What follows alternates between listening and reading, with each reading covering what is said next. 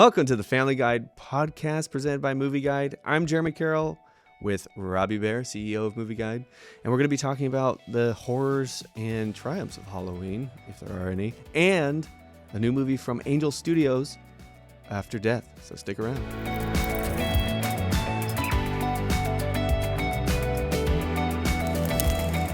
So I thought one of the things that we could kind of talk about today was about the Christian stance on Halloween. Yeah. I feel like it's a really kind of hard place to be. I think when we grew up, a lot of parents wouldn't let their kids do Halloween at all, which makes sense. And I'm sure families still do that. Mm-hmm. And then, some parents did. And then the church got involved and created things like Trunk or Treat or Harvest Festivals, which my kids do now.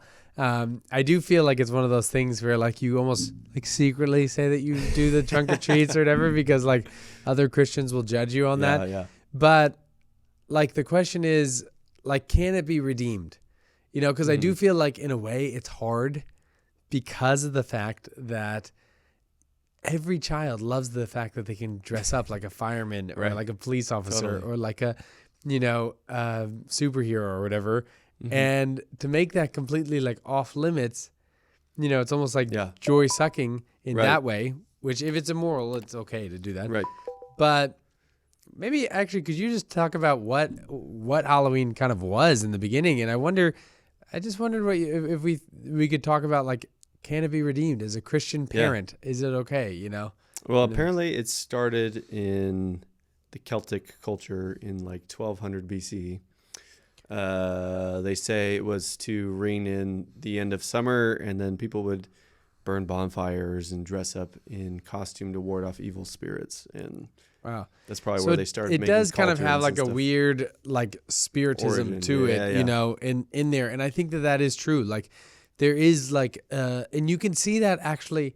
I think that the problem is that on one side you have society making it so intense. Right. You know what I mean? Like my kids go to Costco and there's like weird demon characters or whatever that they have like out or like witches or whatever, which I think is horrible.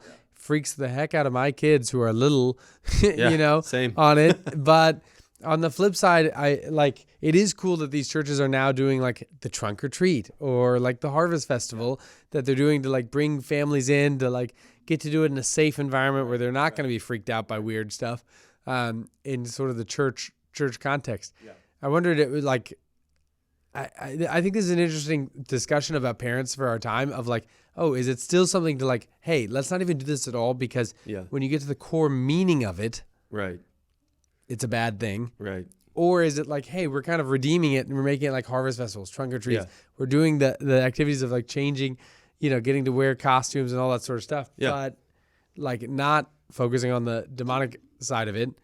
Yeah, totally. I don't know. What do you think? Oh, I think it's important to avoid the evil stuff that's associated with it for sure. Right. All the spiritism and the witches and all that witchcraft and weird stuff like that obviously is evil, and we don't want to endorse any of that. But I think once you're doing it in a safe environment like church or something, and you kind of bring it back to, innocence and stuff with like firefighter outfits and all that fun stuff, I think it's okay. I think you just have to use discretion no matter what. But it's really hard. I think it is a hard thing on the discretion side on that because, for example, like when I lived in Hong Kong for a little while, and I got to travel all around Asia. I remember there was like a big thing in China where they wanted to go back towards like they thought, oh, the West, does this whole thing called Christmas, and we really want to explore it. Yeah. But like they didn't want like the Christmas songs about Santa Claus. They wanted like the hymns. Yeah. Because they're like, oh, we want to go back to whatever the Christmas was about and just like put it. So it had like all the Christian hymns of like everywhere you went, it was like Jesus being born and things like that. Wow. And like I just thought like, man, what if people come to Christ through the origin of what this actually is? Yeah. And it's interesting too because like we live in an age, which you talked about and we've talked about before, of like there's an increase in witchcraft. Yeah. You know what I mean? And like our generation and below like has stepped up witchcraft thanks to like the Harry Potters of the world or whatever that have normalized it. Yep. And no matter what you think on that, on the show, it's just that now people feel more normalized about witchcraft or whatever. Totally. And it's increased a lot, which witchcraft itself is bad, obviously. And like I don't want to equivocate on that. But like, you know, like how Harry Potter like kind of started it or whatever. Yeah, and it's like now like witchcraft is on the rise. As acceptable. And so the question is like, oh my gosh, is it like any step a bad step? You know, and it's hard. I feel like for me, it's a little murky. It's hard to know. Where like, oh, I do love those like Harvest Festival kind of things. And a lot of them are not even done on the day of Halloween. Yeah. You know, they're now done on like the weekend or whatever, which I think is cool. But the question is like, because like the thing of Halloween itself, like when you look at the core of it, it's something that you really don't want your kids like exploring, you know, in the mix of it. So I think that is a interesting thing, you know, like the core of Christmas, because they got involved in it, it made a huge impact or whatever. Or even like when I remember traveling around Japan and talking to this guy who had an anime studio or whatever, and we were going around, and he said, oh, they started celebrating a lot more Christian weddings because they've seen them in all the movies and they wanted to replicate those. And so now they're asking pastors to do the weddings, and it's like, wow, they're hearing the gospel because they saw this thing and they're interested in it. But on the flip side is it like, oh, they think it's all cool to have like, you know, witches and you know, skulls and all these kind of things where it's like, oh, it's leading someone towards that. And I get that trend of it, like what people are saying on that. And then on the flip side of like, oh, well, we went to the Harvest Festival at the church and it was really nice, and the jumpy castles, and there were no of those skulls or anything there, and people were happy and loved God and face painting and all that sort of stuff. So I think it's good to have those alternatives, especially with really little kids, so they don't feel like, oh, what, all my friends get to get candy and do this cool stuff. I want to find out what this stuff is, you know? Right. You kind of give them a dose of the innocent side, like the harvest time. That was a celebration in the old days. I mean, we got Thanksgiving out of that, you know? So like there's good things on that side, and I think you don't have to associate that with Halloween as its own thing. I think Halloween you can kind of push aside as it's pretty bad origins wise, and it's not very edifying now, you know. And I think that like we do believe that stuff can be redeemed, right? You know what I mean? Like we believe that like obviously witchcraft can't be redeemed, like just be avoided. Pure evil, pure evil. But like we do believe that like I like. So like at Movieguide, we always have pushed and encouraged to be able to like, hey, not necessarily say, hey, no content at all, but to be able to see, like choose good content and then teach them how to be able to see content and discern what is good and what is bad. Okay. And so it's not because you don't want them to like, you want to teach them like, hey, it's okay. There's appropriate times to weep, and there's appropriate times to laugh. There's appropriate times to eat a piece of candy, and there are appropriate times to eat broccoli. You know what I mean? And it's like, I think that like with the church, like doing these like harvest festivals, for example, or the trunk or treats, it's like them saying like redeeming it, where they give the thing of like, hey, you can have fun in it, but like this is the right way to do it. Yeah, exactly. Like you get all the same fun, but not the weird like Ouija boards or whatever. The right way to do it in the mix of it. Yeah. And okay, so that kind of delves into the next thing about Halloween. Okay, and that is Halloween movies. Okay, now Halloween horror movies. Let's take like not even Halloween movies, but horror movies. Yeah. Okay. Yeah.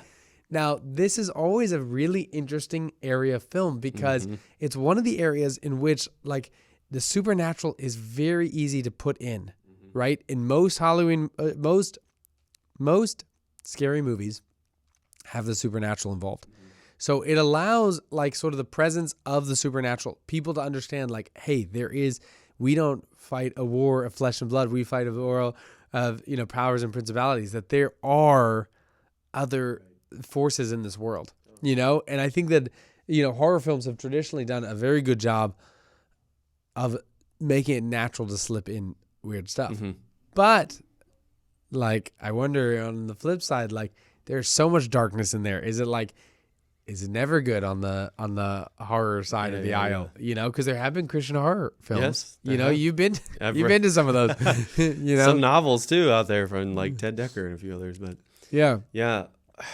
I think again we had that conversation about showing too much evil in Christian film or in film in general. I think comic bookizing stuff is important for movies, like making it lighter than trying to delve into the reality of the evil. Yeah.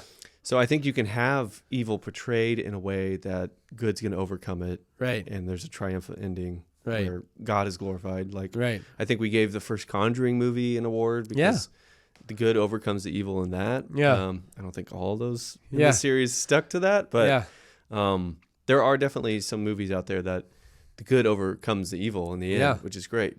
And like those kind of things can lead people towards Christ.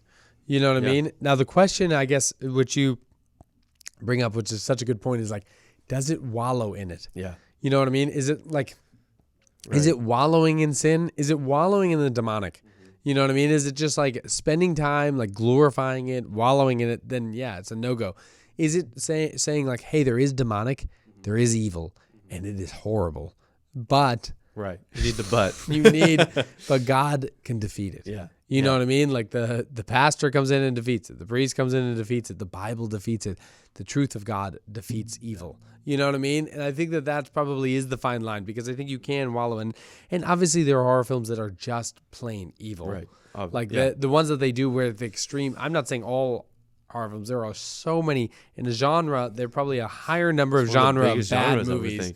You know what I mean? Like that are not morally acceptable in any way. Totally. You know what I mean? With like every one of the Saw series or whatever, you know, where they have like just slasher evil for evil, like slasher gore. But like the spiritual ones, like The Exorcist, The Conjuring, the things like that, there is interesting. And I think you bring up a good point that like if you wallow in it, it's problematic. Wallow in it, you get swallowed by it. Yeah, you get swallowed by it. Yeah. But if you don't wallow in it, like it can actually be something that points people towards Christ in a way, you know? I think it is a good thing that if you have some movies kind of like The Conjuring or something, they're obviously for mature audiences. You don't want your kids watching it, but it kind of is pushing into those realities of the spirits and principalities and everything that we can't see, but they're definitely there. Like when I was on a mission trip to Africa, you know they're there. Like it's wild, you know. Yeah. And it's stuff that you don't really get exposed to, I don't think, on a regular basis, especially in somewhere like America. But I feel like you do get it a lot, but I feel like people are less attuned to it because there's so many things to mute out. True. Like the you know, things of the world. Like, yes, you can get sucked into your phone or other things, but it's like, I feel like the devil is still doing horrible things. You know what I mean? Like, yes, Jesus defeated the devil on the cross, but the snake is still swaying around and like hitting things. You know what I mean? Yeah. And I think that oftentimes like people are less aware of the spiritual, and like that's even the point of a Christian is like, hey, refocus on God. Like realize that there is a spiritual world out there. Yeah. You know what I mean? You know, something interesting too is that I know we're going to cut to some interviews from after death, but you know, that's kind of playing into the horror genre in a way, you know, because they're launching it right during the Halloween time period. Smart time. You know what I mean? Yeah. It's talking about spirituality, but in a large part, it's not about horror at all. Right. Right? It's really about, maybe you could talk about it because I didn't get to see it, but maybe you could talk about it. Yeah. I mean, it's a very interesting deep dive into what happens to you after you die. They got thousands of NDEs, which is near-death experiences, and they compiled them together, and they have a wide array of different people from all over the world, but they have very similar experiences. So it's very fascinating to see that, like, they, you know, have encounters with Christ in the same types of ways. Wow, that's fascinating. Very, very interesting. Just from totally different backgrounds and everything. Yeah, totally different backgrounds. Same beliefs, but different, you know, backgrounds.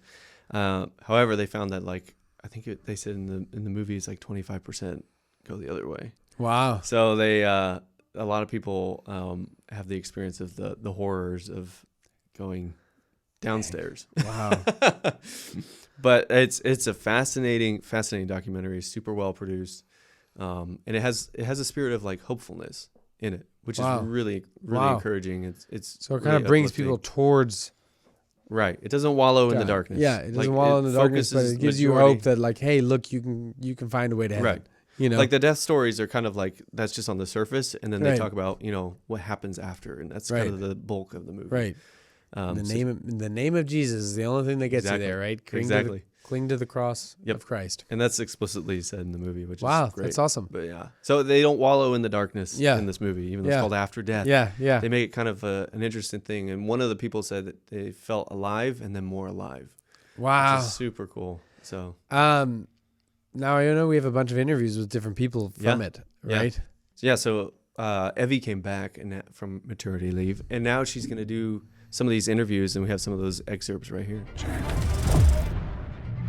I think the near-death experience is where science meets religion. I've studied over 1,000 near-death experiences over 35 years now. There is incredible evidence. 2019, the European Academy of Neuroscience reported on a study done across 35 countries, finding 5% of the population near clinical death or clinically dead had had a near-death experience. And so we're talking about millions of people all over the globe. These commonalities are all painting a similar picture.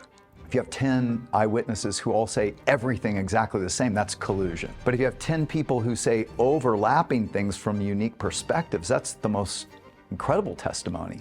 And that's what we have with near-death experiences. I think people want hope. They want to know if there is life after death. They want to know if heaven is really a real place. And they want to know if they can go there. You know, out of 14 people that we have in the film, and some of them from, you know, countries all around the world, some people grew up in the Hindu home in, you know, India, and or a Muslim home, you know, in Syria, and so there's all these different kind of backgrounds, but when they clinically died and had these experiences, it's pointing to one reality. There's this reality of eternity after, and it's heaven or hell. God does exist. I realize that life is short and it's very fragile because of the loss I'd gone through. Not everyone has that same story, but I hope that people come away with, I guess, a renewed sense of hope and purpose, and that with the time that we have here, you know, what could we do with the impact that we have on many lives around us. Thank you so much for listening. I hope you were informed. I hope you're interested. I hope it makes you think about things more deeply as a Christian. Please make sure to like and subscribe, tell people about the podcast. We so appreciate you. Leave a comment below to let us know if there's anything else you want us to be able to talk about or talk with.